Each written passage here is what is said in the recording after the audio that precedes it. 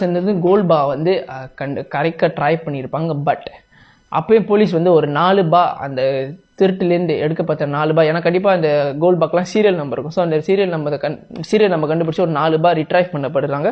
And என்ன இது ஒரு சேடனிங் ஒரு கஷ்டமான கேஸ்னால், போலீஸ் இவ்வளோ கஷ்டப்பட்டு கேங் மாமா வந்து கோர்ட்டுக்கு எடுத்துகிட்டு போகிறப்ப இந்த சம்மந்தப்பட்ட குறிப்பிட்ட இந்த கேஎல்ஐஎம் கோல்ட் ஹைஸ்க்கு வந்து எந்த எவிடன்ஸும் போலீஸ்னால சப்மிட் பண்ண முடியல. இவன் தான் அவங்கள மற்ற கேஸில் வந்து அவங்கள வந்து சார்ஜ் பண்ணாலும் இந்த குறிப்பிட்ட கேஸ் அவங்கள வந்து வெளியே உலகத்துக்கு காட்டின கேஸ், இந்த கோல்ட் ஹைஸ் மலேசியாவுக்கு ஒரு கெட்ட பேர் உருவாக்குன case, at the same time பிடிஆர்எம்க்கு ஒரு கெட்ட பேர் உருவாக்குன கேஸ் வந்து சார்ஜ் பண்ண முடியல. ஏன்னா ஒரு ப்ராப்பர் எவிடன்ஸில் கேங் மாமா தான் இது செஞ்சாங்கன்னு.